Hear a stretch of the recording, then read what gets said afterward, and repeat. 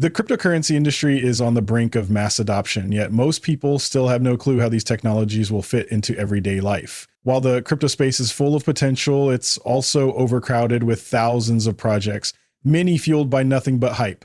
That's why today I'm focusing on XRP. On this channel, I mainly talk about XRP because after diving deep into countless protocols and projects, I always find myself coming back to it. It's not just another name in a sea of coins. It's different. In this video, I'll explain why the technology behind XRP isn't the only factor that sets it apart and why it stands out in a crowded market. The key, it boils down to two simple yet powerful visuals. These visuals aren't just concepts. They're tied to real-world applications and a network effect so essential that the world can't function without it. Let's dive in and uncover what makes XRP truly unique. And let's kick things off with something I find pretty entertaining. The anti-crypto army is making a comeback. Yep, they're back at it. Earlier today, Elizabeth Warren reacted to a video of Trump praising crypto, and let's just say she didn't hold back. She called him a fraud and slammed him for hyping what she sees as a scammy industry. The drama didn't stop there. Stuart Algerodi jumped into the mix too. The reason I want to talk about this is simple. The anti-cryptocurrency strategies some are pushing just isn't going to work. Crypto has grown too big with so many people diving in and recognizing the massive potential it holds for the future. Here's the thing though, despite all its promise, most people still don't fully understand what it's all about by the left. That's the real topic I want to dig into today. Even politicians who play a key role in shaping its future are struggling to grasp the true transformative power of this technology. The bright side, many are starting to get on board. Sure, there will always be the naysayers, the Elizabeth Warrens of the world, who refuse to see past their anti-crypto stance. But overall, the tide is turning and crypto is gaining bipartisan support in the US, setting the stage for this innovation to thrive. I wanted to kick off the video by highlighting something crucial. The fact that this topic is becoming a mainstream conversation is a huge milestone for the future of this technology. For it to truly succeed, it needs to go mainstream, not just in terms of its technical advancements, but also in capturing public attention. The more people who dive into this asset class, the more investors we'll see, the more businesses will integrate with it, and the more innovators will create new protocols and tools to push the industry forward. This is how revolutions start, one conversation at a time. Skeptics will always exist, but their voices are being completely overshadowed by those who truly grasp the bigger picture. For newcomers to crypto, this might not seem surprising, but trust me, when I first got into crypto, there were serious doubts about whether the US government would even allow it to exist here. Back then, it felt like no one in power, whether Democrat or Republican, wanted anything to do with it. It was universally dismissed. Watching the narrative shift so drastically over time has been nothing short of fascinating. We've come a long way from the entire US government being anti-crypto to only a handful of voices still holding that stance. That shift speaks volumes about the momentum behind mass adoption. Even the loudest critics are being drowned out by pro-crypto advocates within their own ranks. It's an exciting time, no doubt, but here's the catch. One of my biggest frustrations with the industry is how few people truly understand crypto. Right now, we're seeing reports claiming that 10% of the global population is invested in crypto. Honestly, I'm skeptical. And even if that stat is accurate, I'd bet only 3 or 4% of those people actually hold any significant amount. The rest, likely just dust in a wallet or a meme coin bought for fun. Crypto is growing fast, but there's still a long way to go in terms of real understanding and meaningful participation. In my view, maybe 2 to 3% of the world actually holds any significant position in crypto. But here's the kicker. Of that tiny slice, how many truly understand it? I'd say maybe 2% of that 3% really grasp what this asset class is about. It's rare to meet someone who fully gets it, someone who sees the transformative global potential of these protocols. One of the biggest frustrations I have with the industry is its obsession with fixing problems that don't need blockchain or aren't ready for it. Society is full of real pressing issues, yet so many projects seem focused on forcing blockchain into places it doesn't belong. In my view, a lot of what gets built around blockchain and cryptocurrency doesn't always make sense. It often adds so much complexity that it becomes unusable. But when you strip it back to the basics, the true genius of blockchain shines.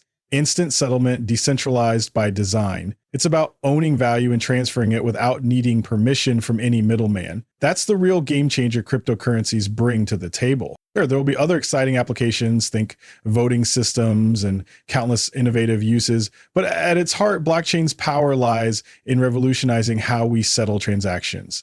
Decentralized settlement is what these networks were designed to do, and it's why they matter. This is critical because the current financial system simply isn't built for this kind of speed and freedom. It can't keep up. Cryptocurrencies were born out of the chaos of the 2008 financial crisis, a moment when the global banking system ground to a halt. The root causes: payments that crawled at a snail's pace, settlements that took forever, and a reliance on counterparties that left the system vulnerable. Imagine if, back then, we had instant, efficient transactions that didn't depend on middlemen. Perhaps the crisis could have been avoided. That's the power cryptocurrencies bring today. While some projects focus on things like gaming or niche applications, the real game changer lies in fixing a fundamental flaw in our financial infrastructure. The problem isn't just money, it's the outdated pipes and rails that move it. Fix those and we transform the system. The way money moves today is stuck in the past, a relic of the 1960s and 70s built on an outdated interbank system. Picture a web of legacy financial institutions with countless people manually clicking buttons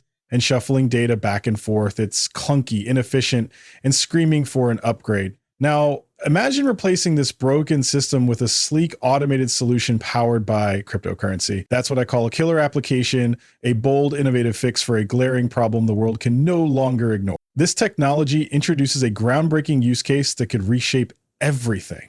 Let me kick things off with this image because, in my opinion, it's key to understanding the role Ripple and XRP play in revolutionizing the financial system. This is exactly where they fit into the payment stack. It might seem straightforward, but it's incredibly important, yet so often overlooked.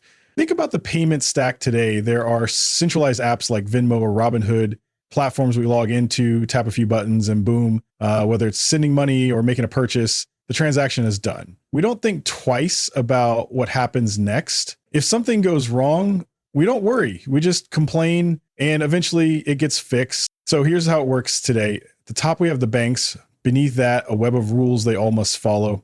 Then comes the messaging system. When you make a payment, banks talk to each other behind the scenes like, hey, John Smith wants to send money here. And all right, this person wants to move money there. They figure it out message by message. And finally, the payment gets settled. Now, here's the twist. Many people don't fully grasp where Ripple and XRP fit into this puzzle. Some assume Ripple will act as the application layer where banks simply log in, connect to the XRP ledger, and start moving money seamlessly. Sure, some might take that route, but I don't believe that's how this entire system will be transformed. The real revolution lies in Ripple positioning itself at the infrastructure level, running so seamlessly that it feels like nothing has changed on the surface.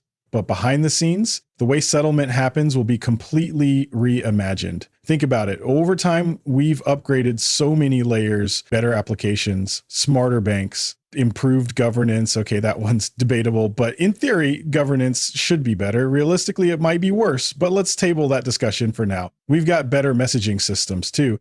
Yet one critical layer remains stuck in the past: settlement infrastructure. Why? It ties back to what we discussed earlier.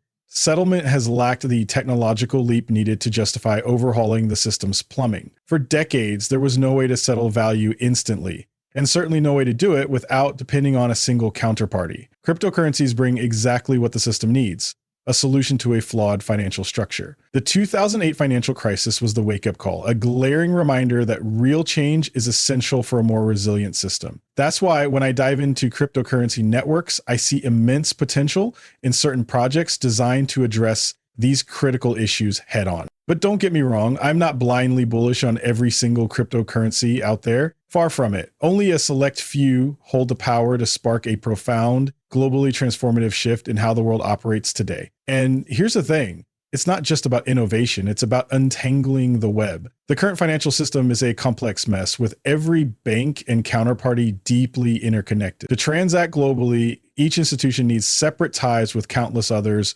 creating inefficiency and fragility. The future won't work like it does now. Soon you'll simply connect to a single protocol that instantly links you to everyone on the planet. It's not just the internet, it's an internet of value. Think about it. If I want to share a photo of me and my girlfriend, I don't need to hand deliver it to every single person I want to see it. I just post it online. Instantly, anyone connected to the internet can access it. This is the financial system we're stuck with today. Outdated, fragmented, and unable to meet global demands. Now imagine a future where money and value flow seamlessly across every institution, interconnected on a single global network. The current system, it simply can't handle this vision. Enter cryptocurrencies, the internet's next big infrastructure upgrade. They take the clunky, outdated banking system and transform it, adding a modern digital layer that redefines how value moves online. But here's the thing, not every cryptocurrency or protocol is built for this mission. Ripple is uniquely positioned to lead the charge in transforming the financial system, and the XRP ledger is perfectly equipped to ride this wave of adoption. Why? Because it's powered by cutting-edge technology and strengthened by the growing network effect around it. That's why my content focuses so heavily on the XRP ledger. Will that always be the case? Probably not forever.